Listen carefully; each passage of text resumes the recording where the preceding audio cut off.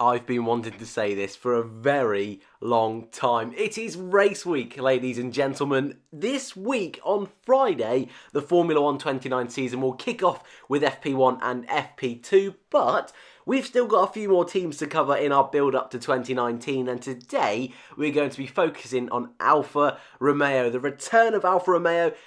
We'll see a brand new lineup for the team formerly known as Sauber. Last year they were Alfa Romeo Sauber, but now they're just Alfa Romeo Racing. It's all a little bit messy and all a little bit unnecessary. But another team which actually I think, and a lot of people in the Formula 1 world believe, could be real underdogs this season and really could punch above their weight. And they're a team that I think a lot of people, including myself, are really looking forward to seeing come Melbourne.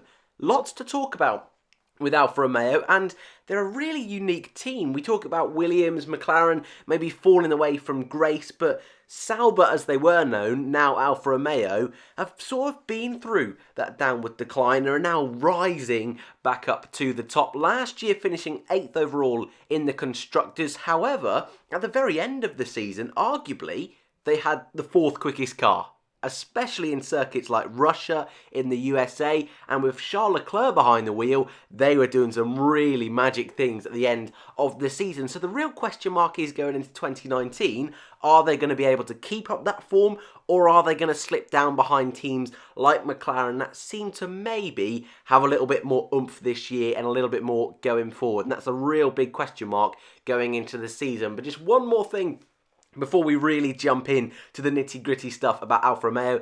Fantasy F1, I haven't actually mentioned it on this channel yet, but yes, I've got my own league over on the official F1 fantasy page. The league name is there and the league code is there as well, but don't worry, it'll all be in the description. And obviously, if you want to get maximum points, I recommend you do that before the Australian Grand Prix this weekend. So now that is out of the way, that is out in the open.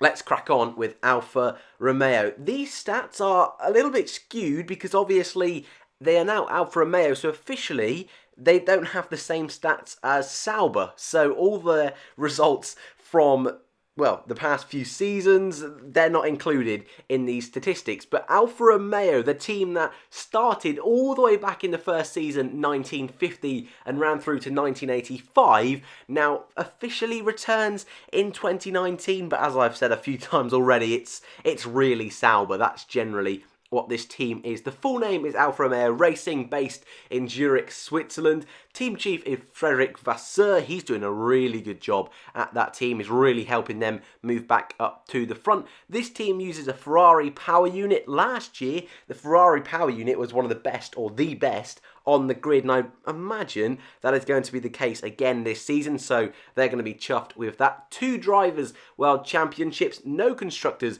world championships, but they came all the way back during the 1950s.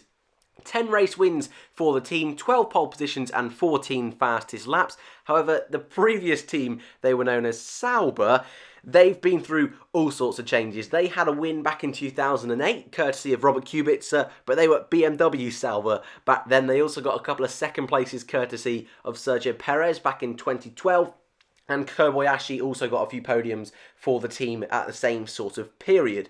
Last year, like I said, Charles Leclerc was their big star. He is now driving for Ferrari in 2019. So who have they bought in to replace him? Well, actually, they've done a switcheroo, as Crofty likes to say, and they've bought in Ferrari, well, I suppose, Ferrari rejection, you could recall it. It's Kimi Raikkonen, someone who over the last couple of years hasn't really performed to the levels we saw during Kimi's first part of his career, before he took his little break, before his return to Lotus. But then last year, especially near the end of last year, once he knew he wasn't driving for Ferrari, we saw this classic Kimi Raikkonen, this killer instinct Kimi Raikkonen. And currently, Raikkonen is the last man to get a pole position for Ferrari, a race win for a Ferrari, and a world championship in a Ferrari. So really, this guy, actually, I think it's going to surprise a lot of people this year, and people believe now he's sort of going to be unleashed. You know, the chains are off for Kimi Raikkonen. There isn't this pressure.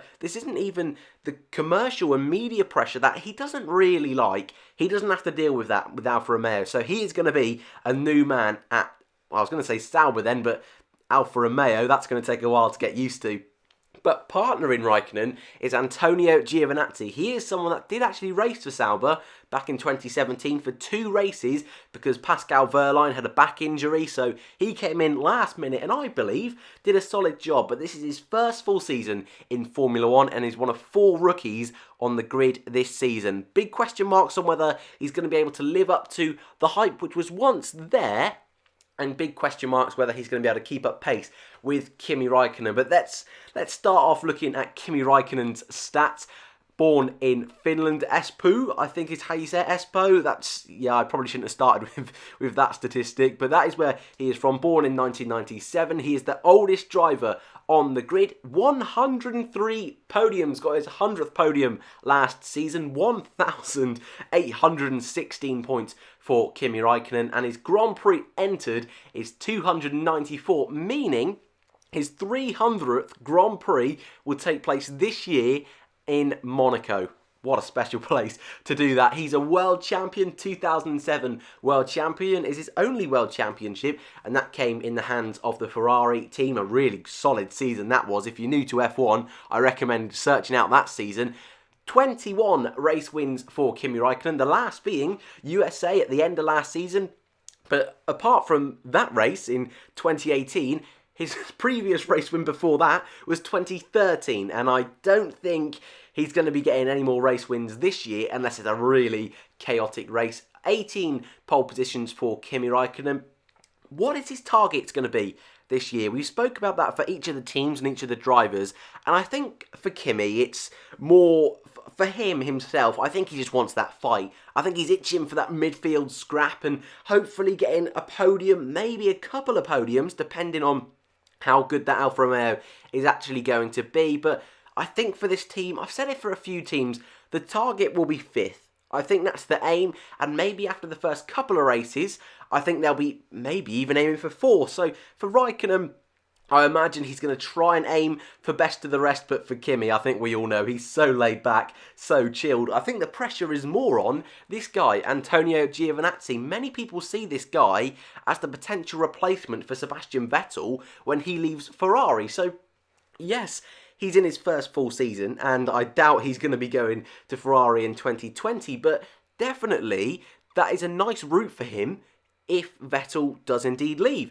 So, let's look at his stats. No podiums, no points. 2 races entered, like I say, back in 2017. Highest race finish is 12th, and I actually think that's a really criminally underrated performance. His first ever race in Melbourne, he found out on the Saturday morning of qualifying. Put it on, I think it was 17th on the grid, kept his cool during the race and finished 12th. Actually was a really good race. A lot of people focus on his second race, which was China, where he crashed in qualifying, then crashed again in exactly the same place in the race.